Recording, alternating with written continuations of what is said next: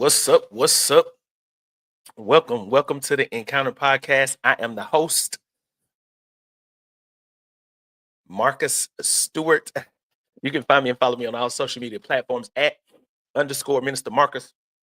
First off, I want to say for everybody that emailed me, I appreciate your emails.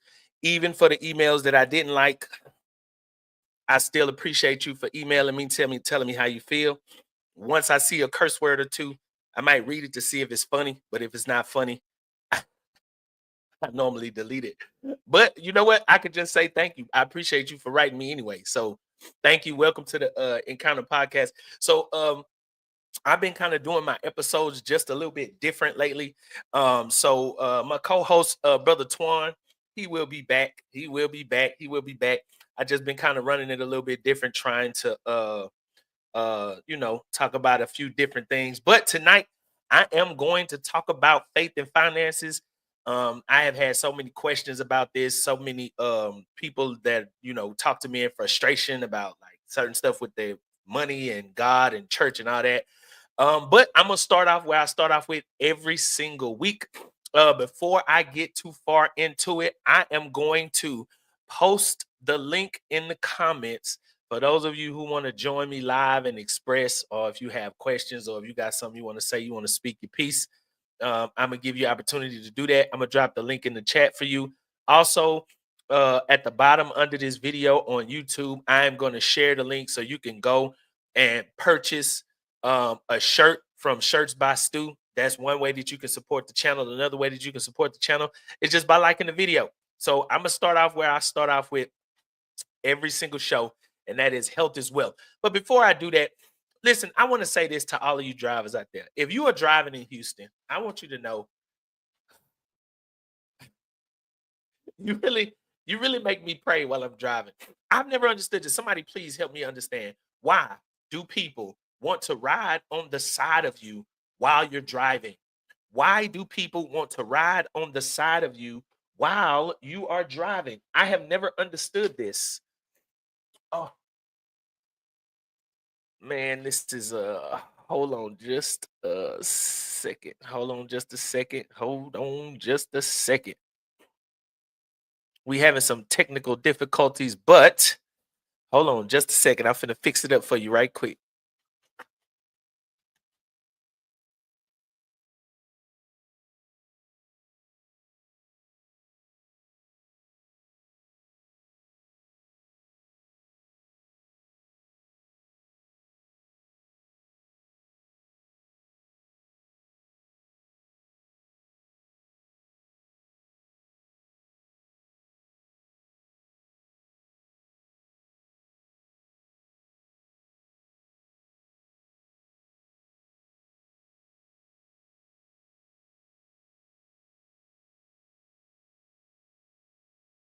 All right, we back. We back. We are back.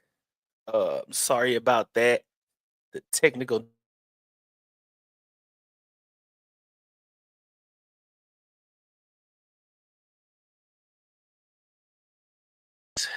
All right, there we go. We should be connected. No glitches. Um, so man, I start where I'm gonna start where I always start, and that is health is wealth. What are you putting in your body? I always ask the question. So look, earlier today, no, I'm not gonna say earlier today because I ain't trying to call nobody out, right?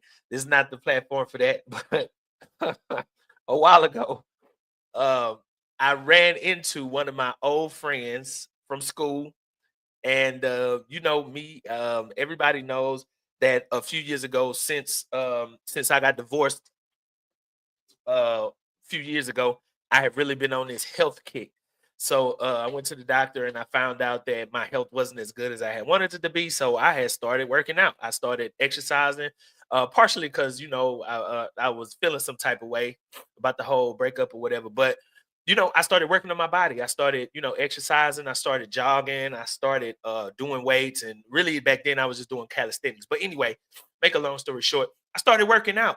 So I had been out of school for a while, but I had just started, making sure I started taking care of my body. And man, and so in doing that, I started losing weight. I went to a doctor, and my blood pressure that was high, it really dropped down. Like a lot of the health stuff that I had going on at that time, it really just calmed down. So boom, I'm like, yo, okay, I'm finna really get into it. So I start reading. Make a long story longer. Now just make a long story short. I really, took to it. And so I kind of slacked off maybe a couple of years, but really like within the last 4 or 5 years, I've really just been making sure I stay on top of my health, make sure I stay on top of my diet, make sure I stay on top of stuff like that. So a little while ago, I ran into a friend of mine who I used to go to school with, and I'm not calling nobody out. I ain't speaking evil of nobody, but have you ever been like where you was going to school with a person and then like in school, they was hot. They was like they was real fine. And then like you meet them in your grown-up years and, and they don't look like that no more. I'm gonna just say it like that. So mm-mm.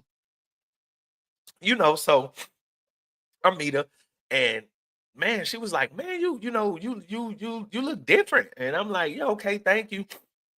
And she was basically complimenting.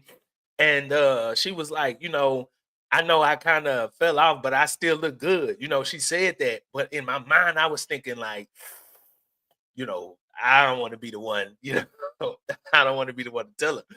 But man, it was just like at that moment, I realized, like, man, how many other people really think that they look like nice, but they really like don't look nice. You know what I'm saying? And like we wasn't cool enough for me to be. See, I'm the friend like this. I'm the friend that if something like, bruh, if you gaining, I'm gonna tell you. If you ain't looking hot, I'm gonna tell you with love though. It ain't gonna be like I'm gonna be, capping on you, but I'm gonna tell you. But like, the thing is like she was asking me the same questions that everybody asks. How do how do you keep your, things proportioned? I'm gonna say it like that. And I told her, like, man, you know what? Most of the time, it's diet. It's not necessarily just me just hitting the gym, which it does contribute, but most of that is really just diet. And like, diet, diet. I cannot stress enough, diet is the most important thing. And so I'm gonna ask you the question: what are you putting in your body? First off, let me say this. I have said this time and time again. The way that I lost my stomach was stop eating sugar. I got off the processed sugars, man. Like as simple as that. I quit eating sugar. Everything that had sugar in there, I didn't consume it. I stopped even down to the toothpaste. I stopped consuming it. I started using that Arm& and Hammer toothpaste, the kind that tastes different. I used everything just different. The first thing you realize, I want y'all to do this with me. We are going to do a 10-day no sugar diet. Everything that you eat, especially the stuff that you drink, no sugar. I stress no sugar. Stay off the processed sugar, especially in sodas and liquids. And I know I say that every week. Every time I come on, I say that. But I'm especially telling you this today. Stay away from sodas and the liquids. They blow you up. You can drink something with some sugar in it and it'll bloat your stomach. The easiest way to get your stomach down is to stop eating processed sugars. Oh, I said 10 days, but look, the sugar-free diet. I want us to do this. I want y'all to do this together with me. The sugar-free diet. 7 days without eating or drinking anything with added sugar or any type of syrup as an ingredient. Stay away from the sugars. So I start every episode with that because I want you to consider what you are putting in your body. The body reacts to bad food like a car reacts to bad gas. Have you ever put bad gas in your car? Most of the time, what a car will do, you put bad gas in it, you try to drive like you normally would drive. I put bad gas in my work truck one time, and it was like a brand new truck, but it was dry, it was shaking. Like I hit the gas, and the engine was real loud and knocking. It just didn't run right. That's what happens to your body when you put sugar in it. And I guarantee you this. Let me ask you this question. How many days have passed without you eating any fruits or vegetables? Don't worry, I'll wait. How many days have passed without you eating any fruits or any vegetables? Don't worry, I wait. If you drunk a soda today, but you ain't eat a frozen broccoli pop, you ought to be ashamed of yourself. If you ain't ate no frozen broccoli pops, you ought to be ashamed of yourself. But I bet you drunk a soda today, didn't you? And you wondering why your stomach is getting bloated is because you there's too much sugar. Look, I didn't say it. I didn't tell the girl that she was fat. I didn't tell her that she had lost herself. I didn't tell her that she let herself go. I didn't say that. I just didn't say nothing because my mama taught me if you don't have nothing nice to say, that's right. Don't say nothing at all. I'm just trying to tell you, man, you don't want to be that friend that was fine in high school and then they see you once you got grown and you done let yourself go. So I'm gonna be the first one to tell you why, because I do truly love you. All right. So boom, that's I know that's the hard part of every episode, but look, I'm really trying to give y'all this good knowledge, man. Look, I just moved into a new place, had some of the fam over, and bro was like, man, you don't use microwaves, huh? I'm like, nah. Like, man, I don't know how you do it. I can't do it, man. I got an air fryer, I got an oven. I'm gonna tell you why. Look, I was reading in this book. Where this book at? Hold on. Look, this book. I was reading this book.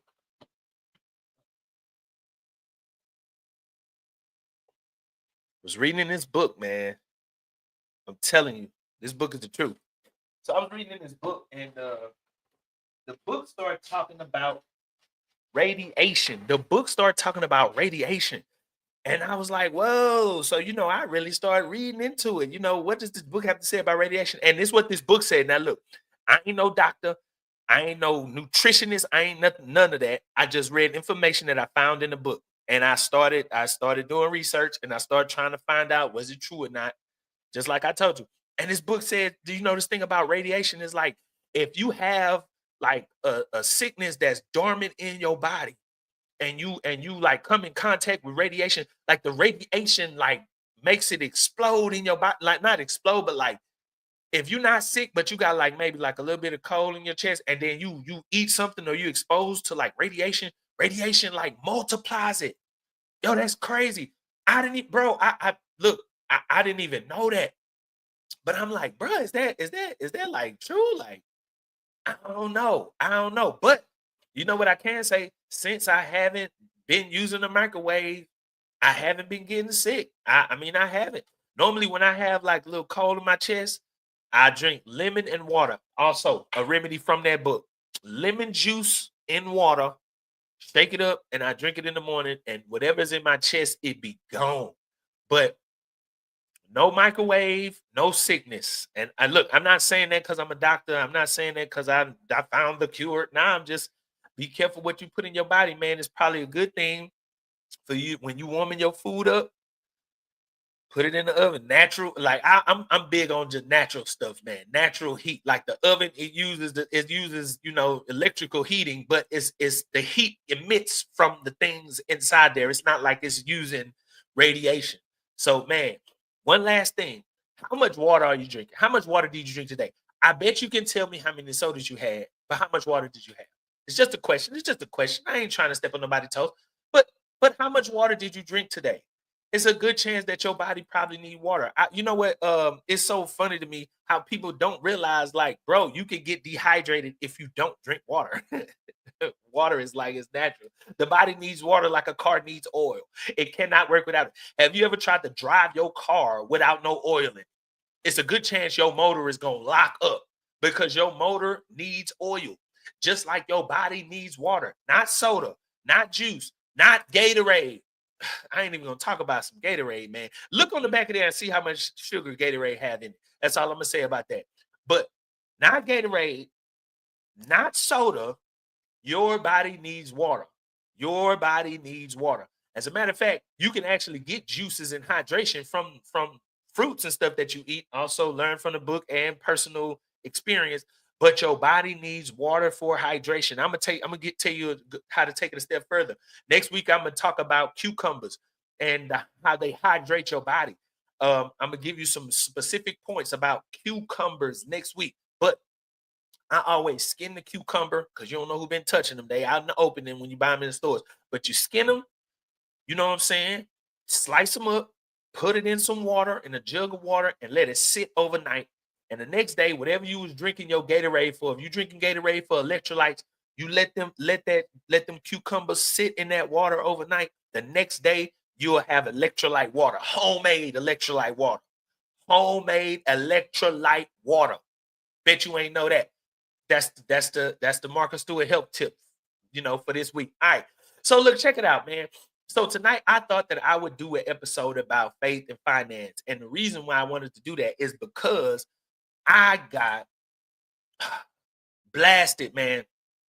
Friend of mine who don't go to church because he started going and he said the preacher preached good, the service was good, the praise team was good, everything was good until they got to the offering. Then bro was like, man, this preacher talked about money for like 30 minutes.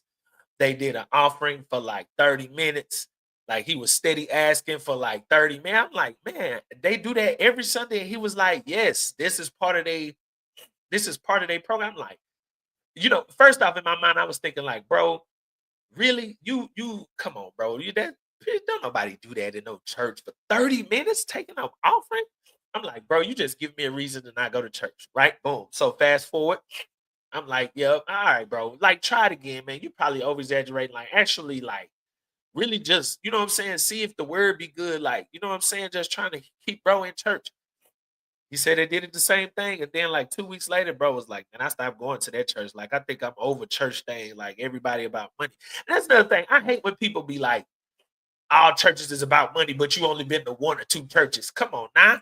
Go find another one. But that's neither here nor there. But he was like, I'm done with churches, and I'm like, man, that's sad, bro. Try to find another one. He was like, nah, I'm kind of over it, stuff that he has seen on YouTube, stuff that he has seen online. Then he goes to the church that was like, boom, last straw, he can't churches can't be trusted. I'm like, bro, just don't give. But if the word is good, go get the word and just, drop $1 or $2, whatever. Anyway, so I didn't believe him. I thought bro was just kind of like just trying to stay out of church, for real. But I had this experience, and I ain't gonna tell you when. Look, I had some people email me saying I should call him out. I should name names. I should do this. I should blah blah blah. That's not what I'm about, man. Look, I'm gonna say this.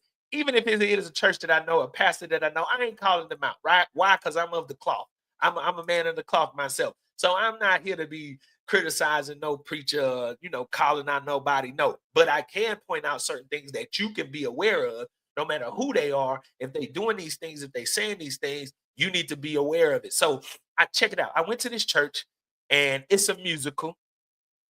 And man, when I say this offering was about 45, and I ain't lying, 45 minutes. This pastor even, and look, I don't badmouth pastors. That's why I'm not saying his name. Not saying that I knew who he was, but man, this man stopped the music. This man locked the doors, and this man they did offering for 45 minutes. I gave 3 times just to make them like get back to the singing. It was a good program. And some people say, well, that's why they don't charge at the door. I don't believe in charging people to come to church. That's just me. You ask people to give from their heart. Whatever they give, they're going to give it. That whole extra thing. But the thing is the stuff that he was saying. So that's one time. All right. So then I went to go visit a church. And it was kind of like the same. It wasn't 45 minutes, but I heard the guy that they had doing the offering, he was saying stuff that I just didn't agree with. And so some of the stuff I'm gonna share with you tonight is some of the stuff that that he was saying among some stuff that I heard on YouTube, among some stuff I heard, people just say to me. But these are some things that you should be aware of when you're going to church, or when you're choosing the church, or when you're trying to find a church to find out whether or not they are really teaching right things when it comes to your finances. Now, first, let me say, I want you to know that the church does need your money. The church needs your money, but they should never make you feel guilty for not giving your money. I'm gonna say that the church does need your money because it's a building, it's real estate. So the church does pay lights, the church does pay utilities, and if they have a church note, they have to pay that. So I want to stress that. So it's not that I have a problem with anybody asking you for money. It's just the way of they go about doing it, or the way some people go about doing it, that is just, it's not a good representation of how how a church should be, asking you money. But what this is what he said. One of the things that he said that day when I went to go visit, and it was a Sunday afternoon. This wasn't a musical. This was an actual church service. And the dude was like, tithe your way out of debt. I'm sorry. He was saying, he said to tithe your way out of debt. And look, if somebody is telling you, first off, if you online, if you watching somebody on TV and they telling you you can tithe your way out of debt, I disagree with that. I'm sorry. I just disagree. Now, some preacher might come on or email me and tell me, you shouldn't tell people not to do it. No, I'm telling people principle to tithe your way out of debt. You give me your tithe and you'll come out of debt. This is what he said. Giving this offering and God will wipe away all your debts. If you just give, your debts will be wiped away. Sir, sir, sir, sir. First of all, that is a lie. First, let me answer the first one. Tithing your way out of debt. So this is me personally. In the Bible, it teaches God loves a cheerful giver. Then another place in the Bible, it says, do not give out of necessity. That means don't give out of something that you need, but God loves a cheerful giver. Get this, whenever the Bible talks about sacrifice and giving, sacrifice is a calculated sacrifice for giving. I'm gonna share with you a story. I fell for the okie doke one time. I was at a Bible study. I think it was a Wednesday night Bible study, and a guy. Now, keep in mind, my rent at that time was like $600. The guy that was up there was so believable, and my heart was so like moved. He told everybody to give until it hurt. He said, "Give if you got your rent money, if you got your light bill money." God just is speaking to your heart right now to give it. This is what he say. And I was so in this, I was so into the service. And back then I was really young and I was really just really trying to be open for God. And I had my rent money. I took $100 of my rent money and I gave it. Man, why did I do that? And I'm thinking, I believe in God. I'm gonna give this money. And God is just, God, I ask that you would show me, show me a way. And guess what? I was late on my rent. Now, this is what God did do. When the third came and I didn't have out my rent, I took 5, but they still charged me the late fee. They still charged me the day for day late fee, right?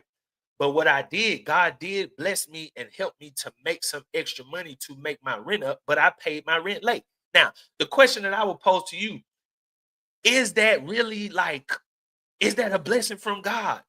I would say no.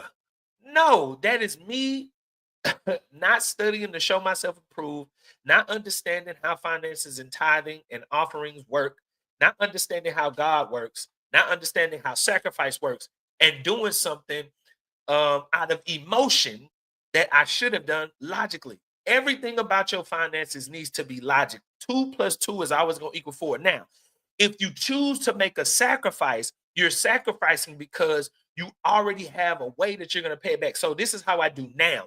When I want to sacrifice for God, I give. When I give now until it hurts, I give to the point to where I have to sacrifice something that I want to do for something that I want to give to God. You understand what I'm saying? I sacrifice. Let's say if this Friday night I wanted to go out and spend, maybe $200. So my sacrifice, giving till it hurts, means I'm gonna take $100 or 150 of my go out money, and I'm gonna give that to God. But that is a calculated sacrifice. And so this is why I'm saying this to you, because sometimes people make you feel guilty for not giving. And it's just, come on, man, it's not right. This is another thing that I heard. Sow the biggest seed for the biggest debt you have, and God will cancel it. I'm sorry. It's just funny some of the stuff that these people be saying at church, and that is a telltale sign, man. You need to pray about that place. Pray about that place. Like, and I don't mean pray that God forgive them. I mean pray that God lead you to a good place, or find somewhere where you can learn some good finance principles. Because sowing the biggest seed for the biggest debt you have, and God would cancel it. Basically, he was saying, however big your debt is, it's like so as much as you can bear to sow, and God is going to wipe away your debt. Did you know? Look, this is what I learned the hard way. That God wants you to work, and God wants you to pay your debts. I want you to get that. This is a principle in the Bible that God wants you to pay your debts. God is not going to wipe away your debt just because you gave at an offering. I say that with the humblest heart. Now, I do want your feedback, but the truth is, when it comes to your money, God is very look. God is so much about budget and management, and not wasting. It's a place in the Bible, a story in the Bible where Joseph has a dream, and I mean where the king has a dream, and Joseph interprets the dream for the king. And there are 7 good years and 7 years of famine. Joseph tells the king that God has revealed this to you, basically for you to do something about it. And so he says, for the 7 years of plenty, save that. So then when it comes to 7 years of famine, you will have something to basically hold you in the 7 years of famine. The principle there is saving. I would definitely stress this. If you have big debts, it's because you have bad financial practices. Why then are we, why are we not teaching the power of saving, putting some money back, counting up the cost? These are all principles from the Bible. And so the reason why I'm talking about this is because I don't want you to make the mistake that I made and so many others make, allowing someone to play on your emotions when it comes to your money. And look, I get a lot of blowback all the time, but I'm a firm believer of this. The truth will set you free. The truth will make you free. There was a time, man, that I couldn't afford to tithe. I just couldn't afford it. I had child support. I was a single dad living by myself. I was getting my kids every time I'm supposed to get them and times that I'm not. And it costs to feed your children plus pay your bills while you're paying child support. I was struggling. But what I did was, God, I can't give you a tithe. I can give you $20 a week. I can give you $5 a week. And I told God this. I said, like, when I can do better, I'm gonna do better. And this the thing. The thing is that I was able to do better when the time came. But for a while, I had to just do that. And get this. Look, this what I want you to know. This what he said. If you give, God is going God is going to wipe away all your debts. God didn't wipe away none of my debts, and I was giving. I was tithing, and I couldn't even afford to tithe. And you know what happened? They took my truck. They repoed my truck. I'm saying that not because I want to kill your faith. I'm saying that because I want you to know that God is a God of principle and practicality. God is a God of principle and practicality. God answers prayers when it comes to money, but he gives you power to get wealth. It's not like he's going to send a check to your house. And so that's the biggest thing that I want to stress. I want to stress that sometimes people play on your emotions to get your money. And I just want you to get that. Giving to the church does not erase the consequences of bad financial decisions. Giving to the church does not erase bad money habits. Giving to the church does not erase the fact that you are not good with money. You need to become good with money. It's a book. Where's this book? Not Rich Dad Poor Dad. Rich Dad Poor Dad is a book for those of you who have the money to go into business. But the book that I'm talking about is, oh, it's not up here. It's over there. Okay. Well, the book that I'm talking about, one of the books that I recommend is Total Money Makeover by Dave Ramsey. Some people encourage against that book, but that book gives you simple, basic principles to follow as far as building your money. A lot of times people think, look, I heard another preacher. This is the last one because I don't want to go on and on and on. But I heard somebody, I'm not gonna say preacher because I'm a man of the cloth and I'm not here to bash my fellow preacher brothers, you know what I'm saying? But I heard somebody online say that God is going to do it suddenly, that God is going to bless your finances suddenly, as though God is going to have somebody to send you $1,000 check just or $5,000 check because you gave at this service. And the truth of the matter is God does not work like that. Tithing is not the solution for your overspending. Tithing is not the solution for wasting money. Tithing is not the solution for you not budgeting your money. Tithing is not the solution for you not managing your money. That's what I want you to understand. I want you to understand that there are principles in the Bible that teach you to budget, that teach you to save, that teach you to manage your money. I could go into the whole spiel about what the tenth was there for in the Old Testament, but this is not a Bible study. This is just to get you to understand, right? Don't fall for the okie doke. You are in control of your money, not God. And if you gave your money to somebody who didn't deserve your money, don't blame God for that. Don't blame God because somebody played on your emotions and got your money. It happens to women and men all the time in relationships. It's not God's fault that you were gullible. It's your fault because you are in control of your money. All right, so that's just the Marcus Stewart rant. That I'm done with that. But here's what I will say. On the flip side of that, you can't pray for a financial breakthrough and be undisciplined or wasteful with your money. You have to be able to set some things in place. Tithing is not a heavenly savings account. I mean, you don't give this money to the church so that the church can turn around and give you money back. No, it don't work like that. You don't give this money to the church and hope that God is going to make sure that, I mean, it kind of works like that, but it's a lot of gray area. But to make you think that if you give in this one particular offering, then God is going to bless you with the stuff that you need. No, look, this is what I said one time. And look, I got a lot of blowback for this, but it's the truth. I went to a church because I had bad financial habits, but I was giving regularly. And the church was saying, you know, we give, we bless people who are in need, all of the outreach stuff that they do. And I was like, okay, cool. So I go to the church that I was giving at, and I tell them, hey man, I'm short on my rent. I need like $175. I'm short on my rent. You know what that deacon told me? He said, we gonna pray for you. That deacon told me that they was gonna pray for me. And I was thinking to myself as they was praying, and he was really calling on, oh Lord, Lord, we thank you, Lord, we call on you right now. And I said this, when next week when it's offering, I'm gonna pray for y'all offering. Give you no money. I'm gonna pray for y'all like you pray for me. Because if it worked for me, doggone it, it should work. That's terrible. No, it's not. The thing is that don't be playing on my emotions for me to give my money. And then when I really need something, you can't give me something. You could, man, we give you 50, we give you 25, we give you something on it. If you ain't gonna give me the whole thing, but that boy say he gonna pray for me. All right, you show right. From now on, I'm gonna be praying for every offering.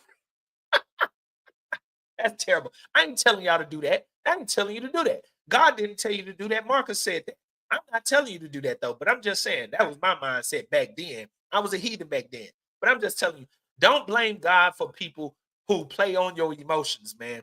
It's a game out here. And look, let me say this. Don't stop going to church because you got played by somebody at the church. Like, go find another church. I can't stress that enough. Go find another church. Look, why is it that you can get played everywhere else and you got played in your last relationship, but you in a new relationship? You ain't give up on relationships because the last person you charged that person with it. And that's the same thing I'm gonna say about church. Like, bro, it's some bad churches out here, but it's some good churches out here, right? So, like, you know, it's some bad men and women of God out here, but it's some good men and women of God out here. So you just gotta find the right one. Yeah, so I stress that. The truth is, this is the truth. So you've heard the false doctrine, so I'm getting off of that, right? Because this ain't a podcast for me to be bashing people. But this is the truth. The truth is that you have to find real practical things to do to put yourself in a better financial decision. You can pray all you want to, but if you're not practicing good financial spending habits, you're gonna always be broke. That's the truth. The truth is somebody can play on your emotions and you out of there. But if you don't have good spending habits, you're gonna always be broke. In the Bible, God teaches to work, God teaches you to earn a living. God says to manage your resources wisely. Budget and don't overspend and don't be wasteful. That is a principle that's definitely a principle in the Bible. I always be asking this. Why when people was asking me to give, why wasn't they trying to teach me how finances work? The one thing that I did learn this, that God creates financial opportunities for you to make money. When you have a skill, that's why I encourage young people, go to school, learn a skill or a trade. If you are old and you can come out of jail and have a skill or a trade and be able to make money. If you have a skill or a trade, God will create opportunities for you to make money. But the problem is, most of us, we go to church and we give like God is just gonna bless us because we gave in church, but you're really lazy. It don't work like that. So the reason why I'm having this conversation with you tonight is because somebody needs to tell you the truth. And the truth is, no matter how much you give, if you don't have a skill to make money, you it's a good chance you're gonna be broke. If you're not budgeting your money, if you're not managing your resources well, it's a good chance that you're gonna be broke for a long time. Sorry, I have to be the one to tell you that, but it's the truth. Sometimes God does bless you with unexpected finances, but it will not be a continuous free flow of money. You need to know that God is not when the Bible says God will take care of you, he gives you a means to take care of yourself. He gives you opportunities that you have to take advantage of. God does not, it's not like God rained down manna, right? In the book of Exodus for the nation of Israel. God is not going to rain a check to your house. Neither is that a blessing from God. And that's on the tail end. So we're gonna get there. But I want you to know this. Most of your finances have to do with behavior, not tithing. The tithe is there to teach you to manage and budget your money. But most of the financial problems you have, it has to do with your financial behavior. Behavior. What are your financial practices like? One day I'm gonna do a whole podcast on just things to spend your money on and things not to spend your money on. Things that are true blessings, things that are not true blessings. Look, I, I have to say that because nobody has told you that. Nobody has told you this. There was a time that I couldn't afford to tithe. And I told God, when I can't afford to give the tithe, I'm gonna give the tithe. And let me tell you, he didn't do it immediately or suddenly, like they was telling me that he was going to do it in church. He didn't do it like that. He did it for me gradually. He taught me finance principles. Then on top of that, I have a lot of books about finance. I have a lot of books about learning skills. I have a lot of books about things that I could do for myself to learn and understand how to make money. And then God blessed my ability to make money. With that ability, I began to tithe. And so when I started tithing, now I give more than the tithe, right? But the principle that I'm trying to get you to see is that you have to learn how to budget and manage your money. Giving at a church service, a one time church service, is not going to erase all of your bad financial decisions. That's the point of it. And don't let nobody play on your emotions. All right. So, in conclusion, in conclusion, get this. Every time that I heard, look, okay, here's the last one. Here's the last one. In conclusion, here's the last one. So I go to church and I don't critique preachers when they preaching. I feel like as long as you preaching, to lead people to Jesus, lead people to God through Jesus Christ, you know, I'm not here to say I agree or disagree. I can say some of the stuff you said, you probably could have said it a different way. Maybe you could have handled it different. Maybe you could have made your point a different way without saying that or doing that. Maybe you was too extra. I don't know. I'm not here to critique. But this is what he said. He said that when you're looking for a blessing, you need to be looking for a house. You need to be looking for a car. You need to be looking for more money. That's what he said. I heard a preacher say, if you're looking for a blessing, you need to be looking for a house. You need to be looking for a car, or you need to be looking for more money. That is a lie if I have ever heard one. If you read the Bible, most of the time when it talks about God blessing somebody, it has nothing to do with money. It has nothing to do with money. It has to do with other things. Healing is a blessing. Connections, relationships are a blessing. Access is a blessing. Health is a blessing. Yes, wealth at times in the Bible is a blessing. But if you look at those people who generated wealth, Abraham was a wealthy man, but it was years before he got wealthy. He built wealth. Isaac, the same thing.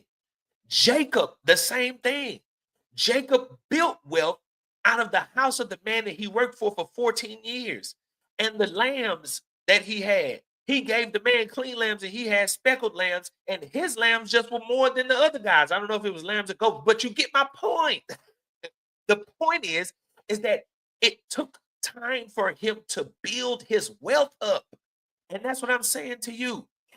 If there is someone telling you that your blessing is a house or a car or money, a number of money in the bank, that is not what the Bible calls a blessing. That's all I'm gonna say. I'm not saying that they're a false prophet. I'm not saying that they this or that. I'm just saying if you look at it in the Bible, a blessing was not that.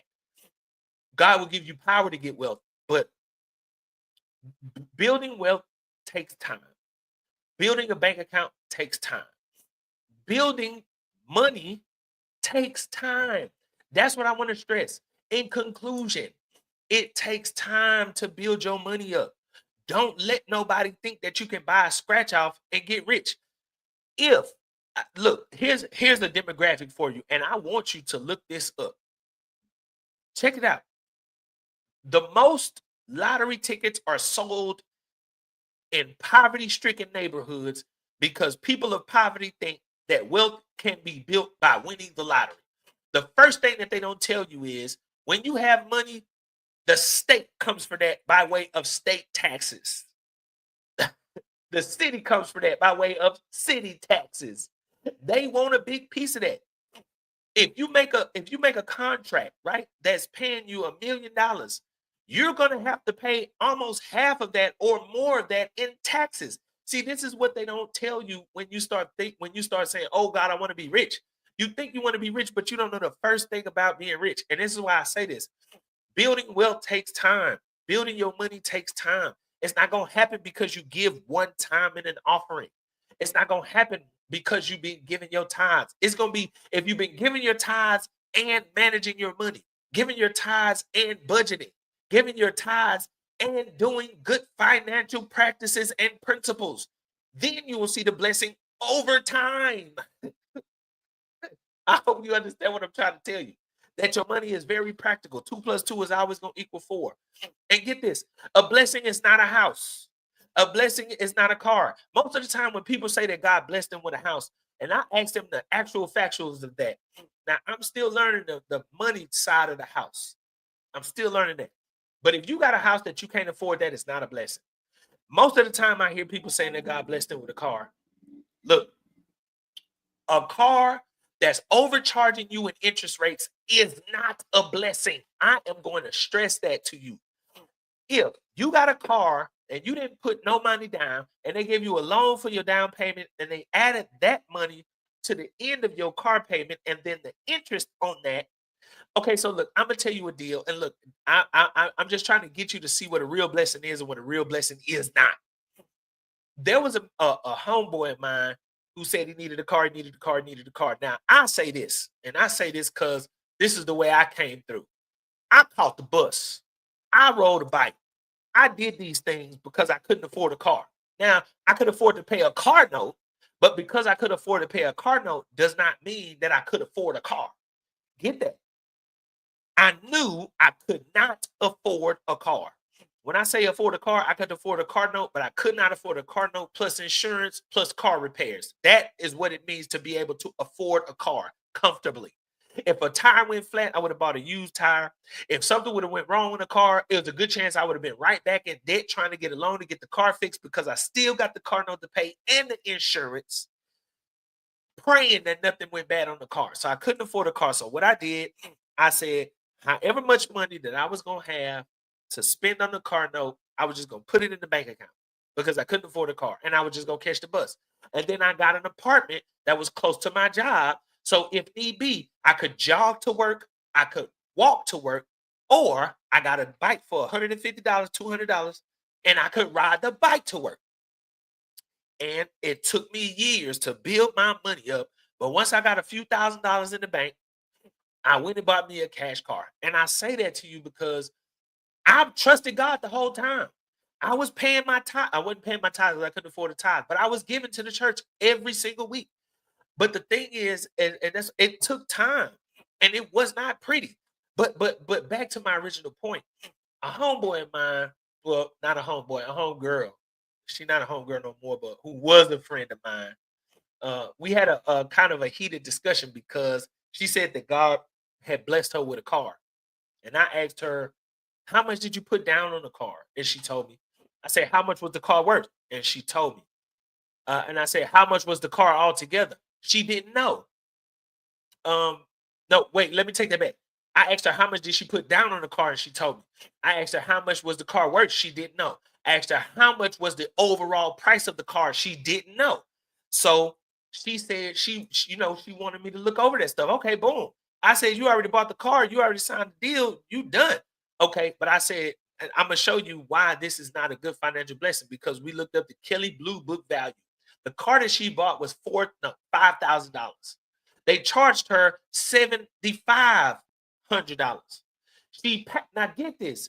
This is why I said it wasn't a blessing. And some of y'all, I'm gonna lose y'all on this, but I'm just trying to teach you finance right here. She put $2,000 down on the car.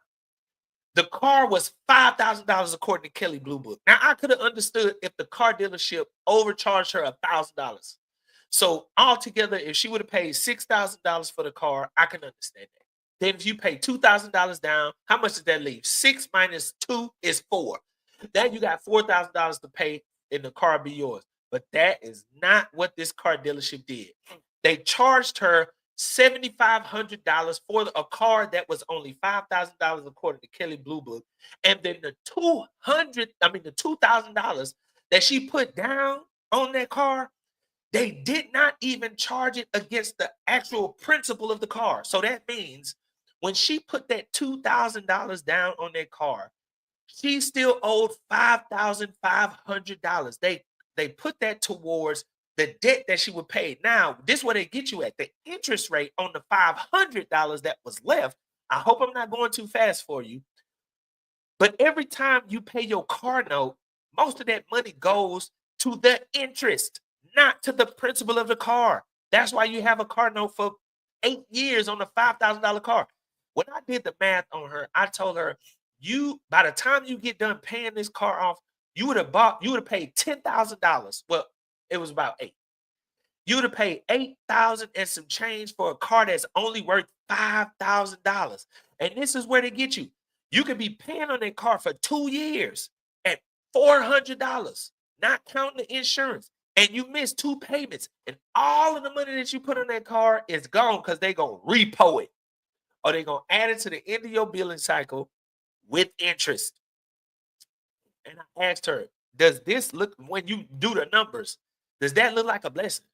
And she said no. And I said, I agree with you.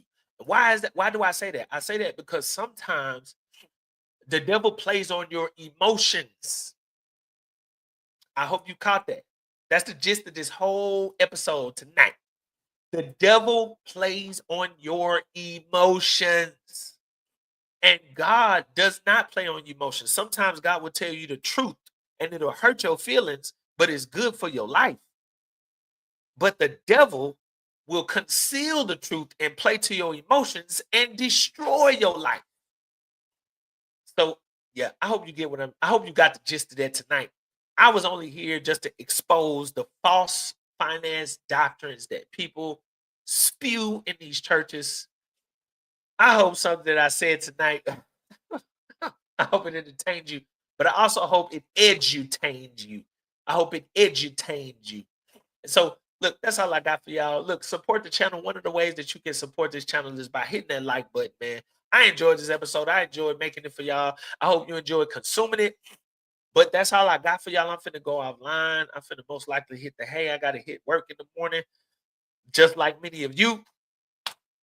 But remember what I said. Don't let nobody play on your emotions when it comes to your money. Your boyfriend, your girlfriend, your boo thing gonna try to play on your emotions when it comes to your money.